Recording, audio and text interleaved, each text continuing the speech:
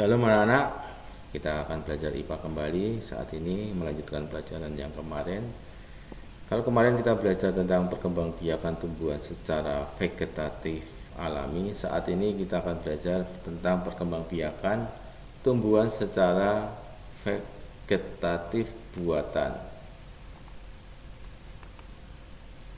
Jadi di situ katakan vegetatif. Kenapa disebut vegetatif? Kemarin kita sudah belajar karena vegetatif itu adalah perkembangbiakan tanpa didahului dengan pertemuan sel kelamin jantan atau di sini biasanya serbuk sari dan putik dalam sebagai sel kelamin betina. Disebut buatan karena dibantu oleh manusia. Dalam proses perkembangbiakannya memerlukan bantuan manusia.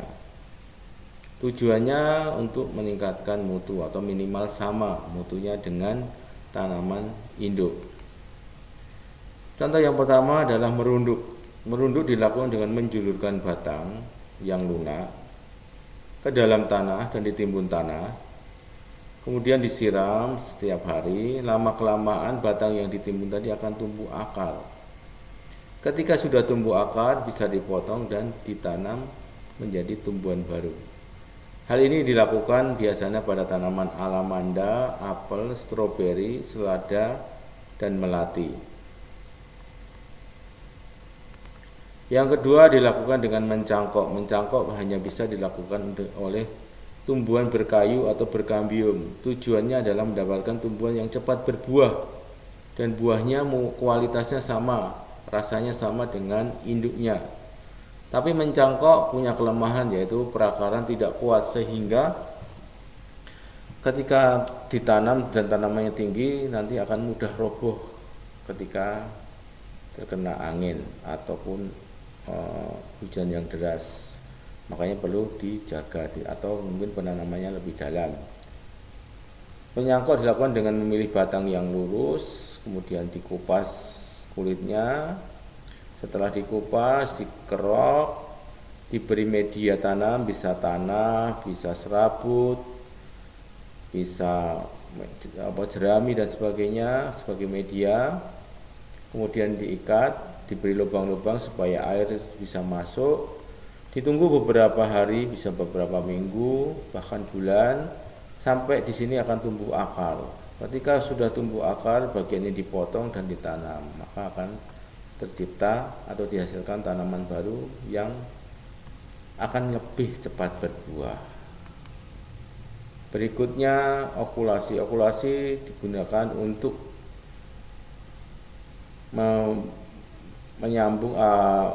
menemukan dua sifat yang unggul menyatukan. Jadi misalnya ada tanaman yang kualitasnya bagus tapi akarnya tidak kuat. Dicari induknya yang tanahnya kuat, kokoh, kemudian yang disambung atau yang ditempelkan di sini, yang ditempelkan adalah benih dengan kualitas yang bagus.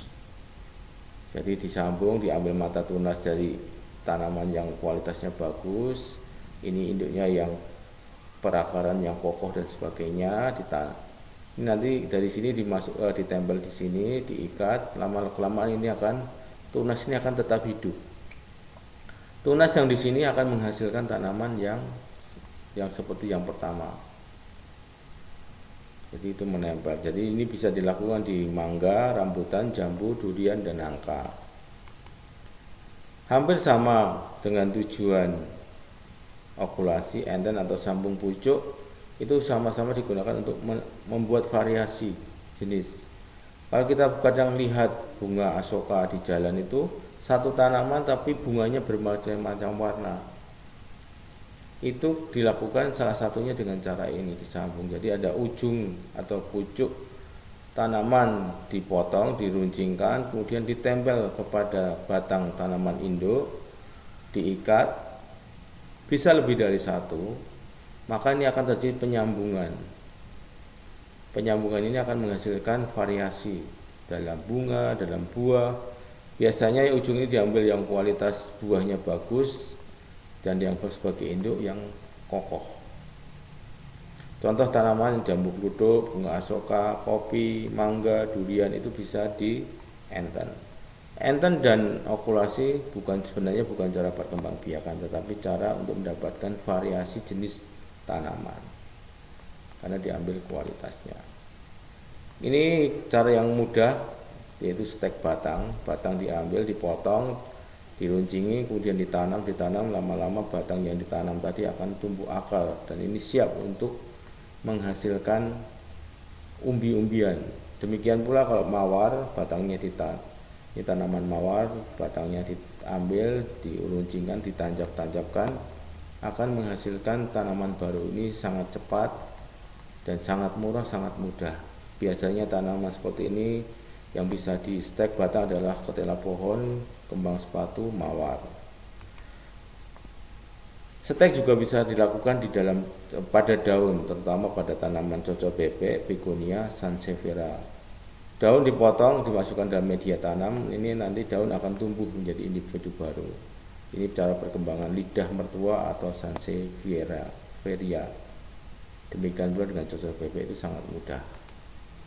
Kemudian stek pucuk, tanaman yang batang pada ujung batang atas yang masih muda dipotong langsung diberikan ke media-media. Ini akan juga gampang hidup. Jadi sangat mudah untuk memperbanyak tanaman seperti ini. Contohnya di sini adalah jambu air, sukun, jati, pucuk merah, damar, ubi jala, krisan, begonia, rosemary, dan mint. Itu tinggal dipotong ujungnya atau pucuknya, ditanam, itu akan menjadi tumbuhan baru.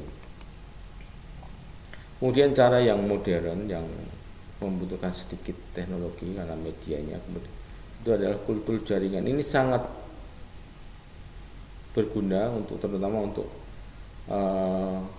tanaman-tanaman yang hampir langka. Yang langka itu biar lestari bisa dikembangbiakan dengan cara ini, walaupun perlu waktu yang sangat panjang dan biaya yang lumayan.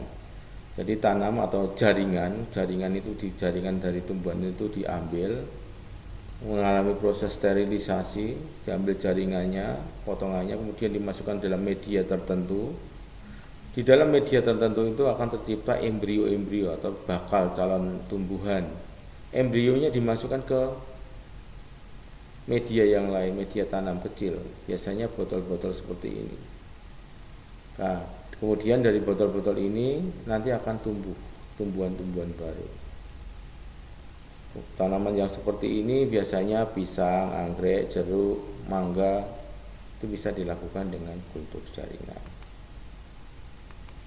Demikian pelajaran kita hari ini, semoga dapat dimengerti. Tuhan Yesus memberkati kita semua.